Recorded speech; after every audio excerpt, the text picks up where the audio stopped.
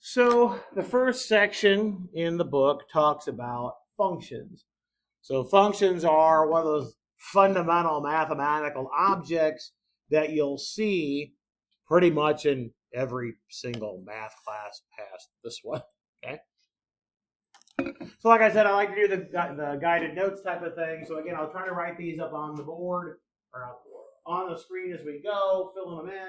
Hopefully you'll fill them in as well. But if I'm writing too small or what have you, holler at me so that I can write bigger, whatever you need. I'm also a pretty bad handwriting person. So if you can't read something, it's my fault. So just tell me. Okay. All right. So what do we mean by a function? Well, by a function, oh, hey, that is huge. Let's see if I can not be in red. Be a little bit less thick. There we go. A function, it's a rule. Sometimes people like to think of it as a machine. You put something into the machine, something comes out of the machine. So it's a rule that way, right? Something goes in, only one thing comes out, right? We're not splitting things up. We're not trying to put one thing and get two things out, okay? For example, in the morning, I make coffee. I make coffee from beans and I grind them. So I put the coffee beans in the grinder and I hit the button and coffee grounds come out, right? I wouldn't want to get coffee grounds and maple syrup out. Right? One thing comes out, right? So this, as a rule that assigns to each element of a set A, the set A we call the domain of the set. The domain is your set of inputs. It's the things that you're allowed to plug into the function. And out of that comes something. It lands in another set B. That other set B, technically we'll refer to that as the codomain.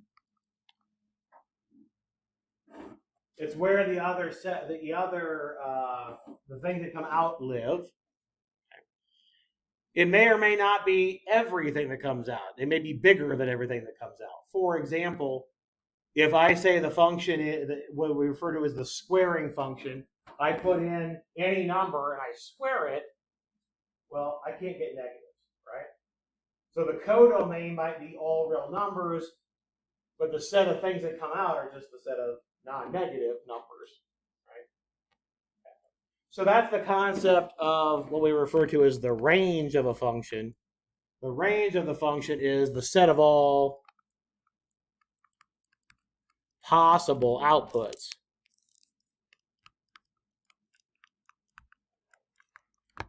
Of the function.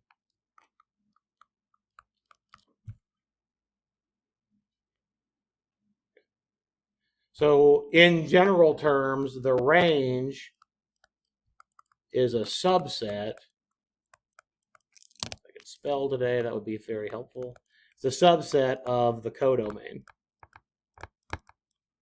The codomain is the bigger of the two, generally speaking. All right. So we have a couple of examples here where we just have some points listed. So these may or may not be functions depending on our definition of function. But our understanding is that when we have ordered pairs like this, the first number in the ordered pair, or whatever the first, may not have any numbers either. We'll deal with numbers typically when we're doing our functions. But functions don't have to be numbers as inputs. They don't have to be numbers as outputs. Okay. But the first component here of our ordered pair, that's where we're assuming is the input. The second component is the output. So 1 goes in, 3 comes out. 2 goes in, -1 comes out. 4 goes in, 3 comes out. So the first question is this a function? For every possible input, is there only one output? Yes. Yeah, so notice that I plug in 1, the only thing I get out is 3. I plug in 2, the only thing I get out is -1, and so on, right? So this is a function. Let's see if we can identify the domain and the range.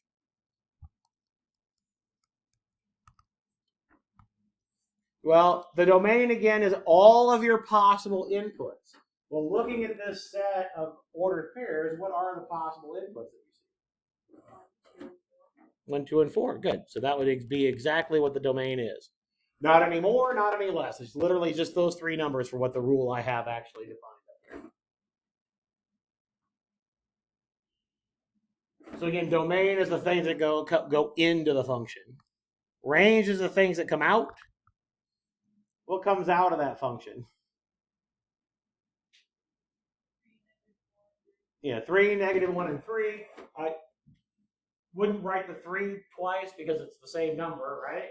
And usually when we write sets of numbers, we go in increasing order. So I probably would write -1, 3. Order doesn't really matter. So I could write 3, -1, and that would be fine. But for some other notation we're going to do later, let's get in the habit of writing them in increasing order. And those are the two numbers that pop out. So this is a function. Things we plugged in are 1, 2, 4. Things we got out are -1 and 3. Is that okay? Let's look at the next one. What do you think? Function or not? No function. Not a function. Why not? Because 3 has multiple outputs. Fantastic. Good. These two right here, right? The 3, 1 and the 3, 4 here. That's what's telling us that this is not a function.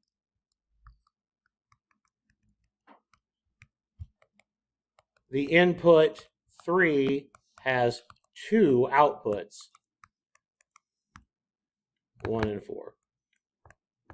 That's exactly right. So that is not a function.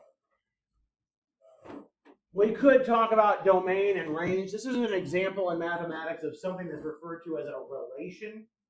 A relation is just a set of ordered pairs. Probably one of the easiest definitions you get in math.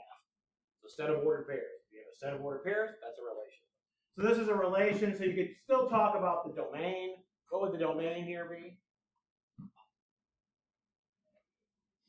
-1, 3, and 4, right? That's the possible inputs. That's the possible first coordinates, right?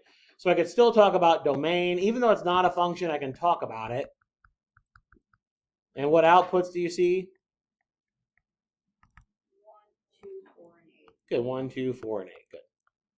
So this is, again, the second component. But it's still not a function. And actually, you can see that this even helps you see that it's not a function.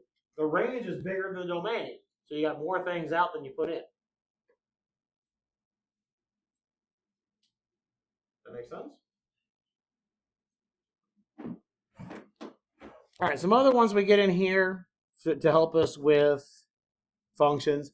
We refer to this as an arrow diagram, so I've got 3 of them drawn in here. Same idea, though. I'm thinking about kind of that machine, that rule, right? So the things that are on the left here are my domain. The things that are on the right are my codomain. Okay? And then the arrows are my assignment for my rule. So I plug in 1, I get out 3, I plug in 2, I get out 5, and so on up the line. Is that a function for the first one? Yeah. Because again, one thing goes in, only one thing comes out, right? How about the next one? Is that one a function? That one's okay too, right? One thing goes in, one thing comes out. It's okay that things on the right get hit multiple times. That's okay. The rule is, if I put one thing in, I only get one thing out. Okay, so this is also a function. Over on the next one, not a function. Good. What input or inputs am I looking at specifically that tells me that's not a function? 1 and 3, right? This one's got 2 outputs. That one's got 2 outputs. Does that make sense? Is that okay? All right. Okay. All right, so something that we need to be familiar with is what we refer to as function notation. That's an easy example to start with. But the thing that we're going to want to do is lead us towards something that's referred to as analysis. Sounds scary. Not supposed to be scary. It kind of sounds scary when you use like analysis. You think about going to the doctor or something, right? Okay. The idea behind analysis is that I look at a function and I want to analyze it. I want to see how many different properties I can come up with for that particular function. What helps as an analysis is simpler ways to write the function. Okay? So this is function notation. The notation here means that I'm going to plug something in here, and this tells me what I'm going to do with that thing I'm plugging in. Okay? So in this case, I'm going to plug a number in for x. We'll multiply it by 5 and then subtract 2. Okay? Doesn't matter what's in those parentheses, by the way. Whatever's in those parentheses goes in for the x. Okay? So if I have f of 4, that'll be 5 times 4 minus 2, which gives me 18. Again, you're going to take out the x and replace the x with whatever in parentheses. It does not matter what that thing is. The next one, I'll take out the x, get 5 times negative 2. Subtract the 2, we get negative 12.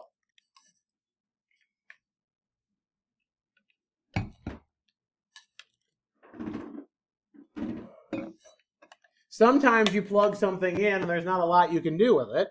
That's the next example here. Again, whatever's inside the parentheses, I'm going to take out the x and put that in. So what are we going to end up with if I want f of a cubed? By the way, that's the note. That's what we say. F of whatever's on the inside. Okay. What is f of a cubed here?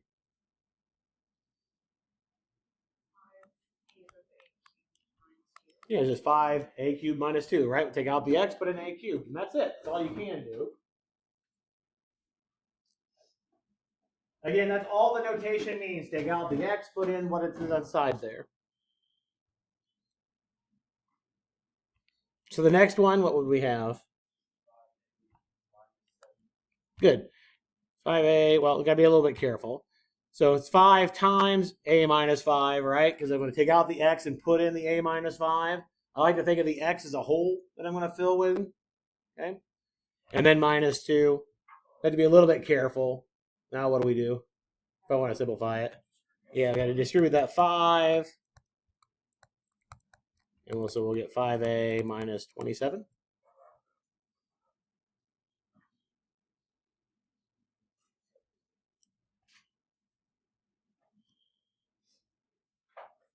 Okay? All right. How about g? Let's do the next example. I changed the x to a t, but it's the same idea. What do you get when you put in 0 for t here?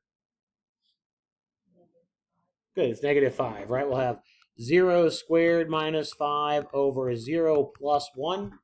Again, take out the t. Wherever you have the t, you're going to put in the 0. And we'll get negative 5 when we simplify that.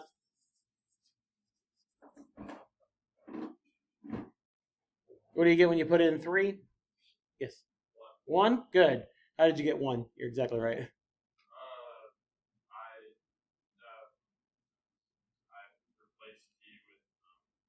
Okay. Good, exactly right. So on top, you get 3 squared minus 5. On bottom, you get 3 plus 1. 3 squared is 9, minus 5 gives us 4. 3 plus 1 is 4, so we get 1.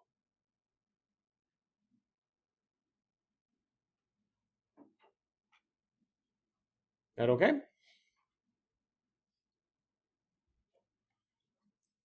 What about this last one here? You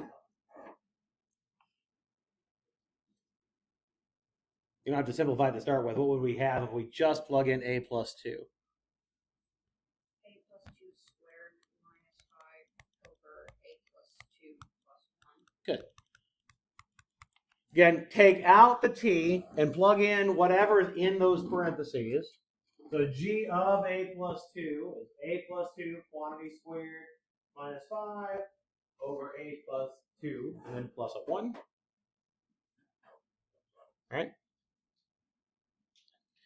If we wanted to simplify this on the bottom, that's not too hard to simplify. I would just have a plus 3. If I wanted to simplify the top, what would you need to do with that a plus 2 squared? Yeah.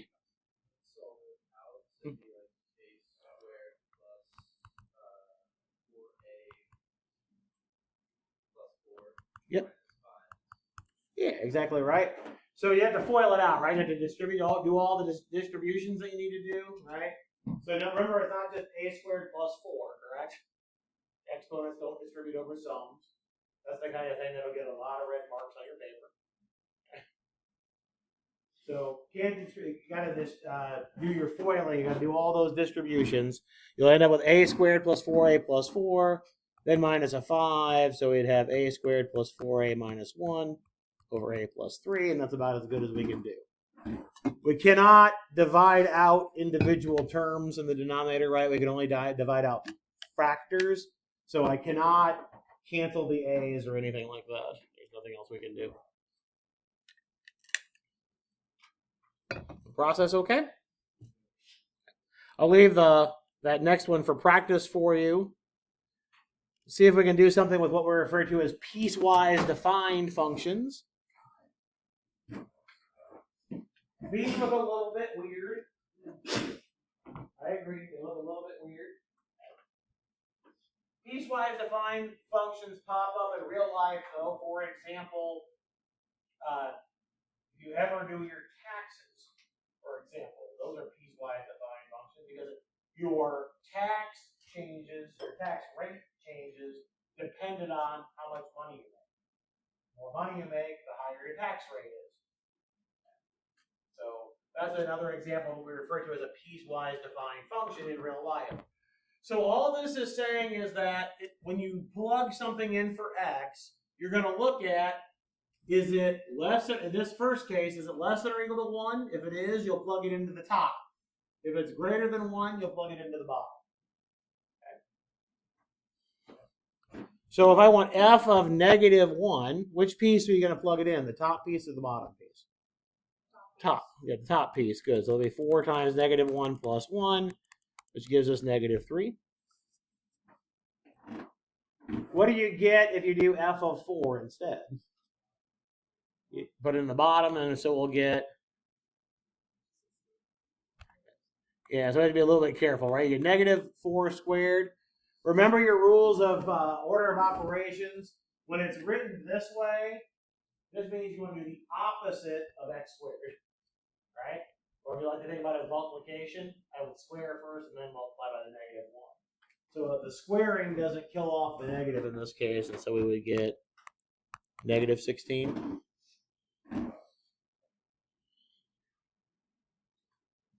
That okay?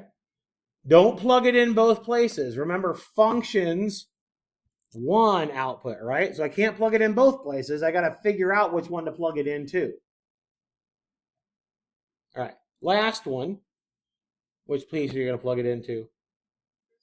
Yeah, the first one, because of that, equals right there, right? That's telling you you're going to plug it into the top piece. So we'll get 5.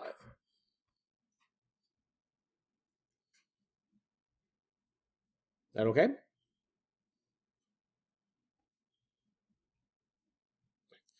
Same idea for the next one. When we put in, work on the next one for a minute, just the next one, and we'll talk about it. And I'll leave the last one for you for practice. But work on that next one for just a minute, and then we'll chat about it.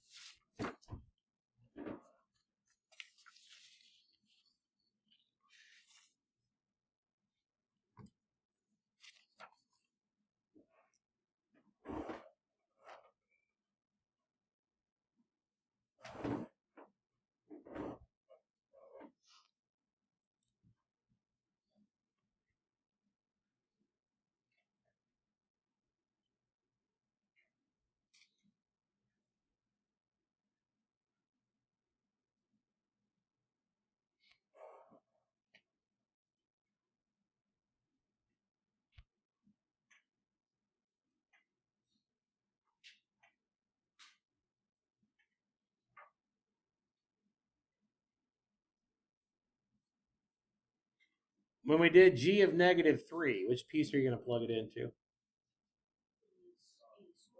the square root one, right? So you'll have square root of 5 times negative 3 plus 16. I can write. What do you get? You get 1. Good. Because 5 times the negative 3 will give you negative 15 plus a 16 is 1. And square root of 1 is 1. Good. How about the second piece, or the second part? Where do you plug it into? Good. This bottom one, because 0 is greater than negative 2. What number did you get out of that? It's just 7, right? As you cube 0, you'll get 0. Multiply 0 by 2, you get 0. 7 minus 0 is 7. Third piece, bottom, right? What's telling you that it's going to go in the bottom and not the top? The equals, right? That equals is on the bottom piece. We'll plug it into the bottom one. 7 minus 2 times negative 2 cubed. What do you get? 23? I cube by negative 2, I get negative 8 times the negative 2 is a positive 16 plus the 7.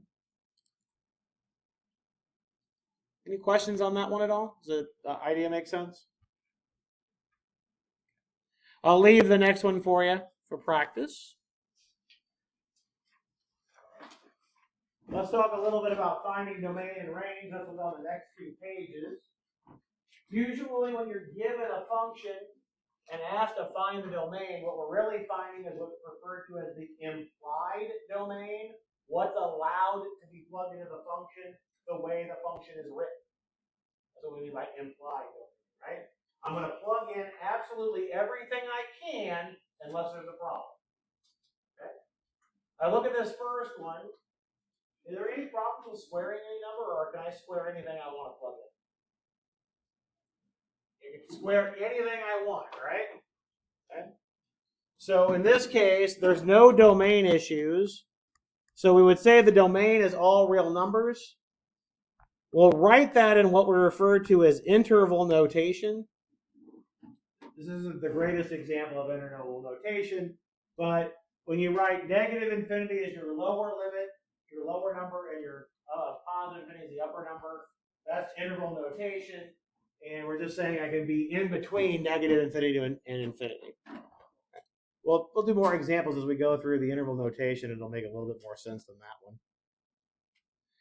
All right, what about the possible outputs? That's what we're asking about for the range. What's possible to get out of it? Okay. Again, notice what we're doing with the number. What was the first thing we do with the number? Square it.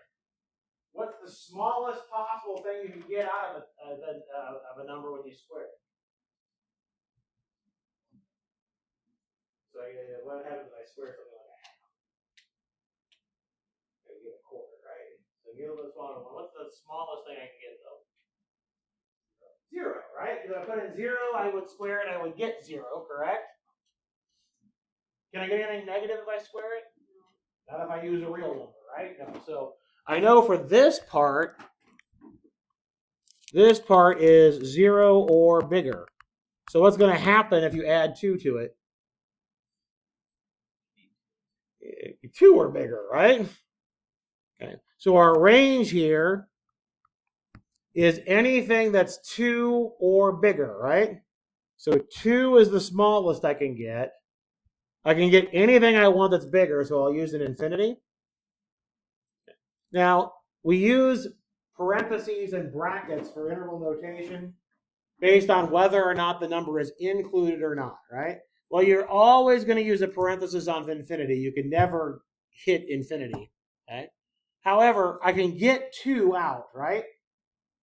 If you can get the number out or the number is included, we use a bracket, okay? So this is everything between 2 and infinity, or anything greater than or equal to 2. That's how we would write it in interval notation.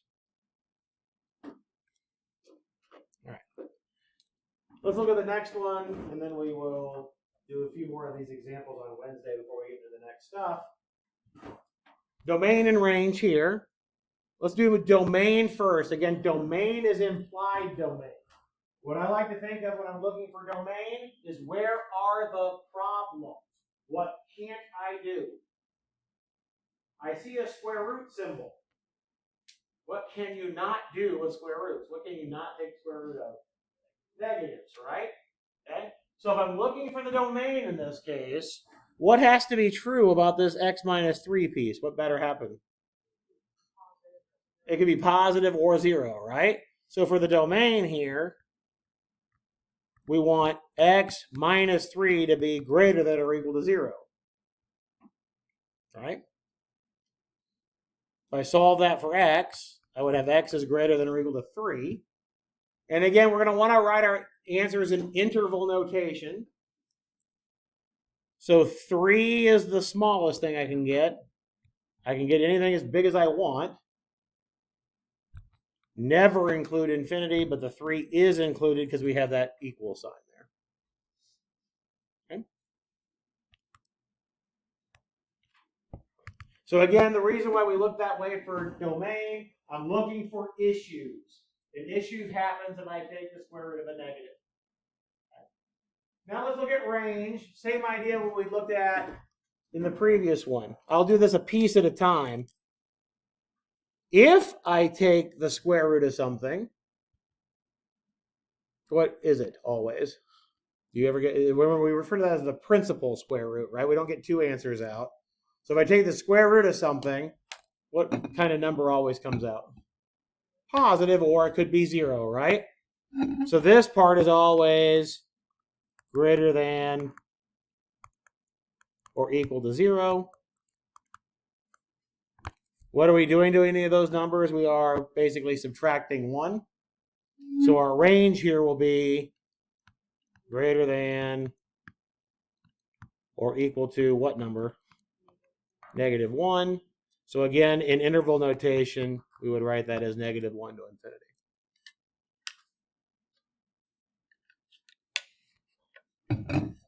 Range 10 signs is a little bit more difficult to figure out than domain.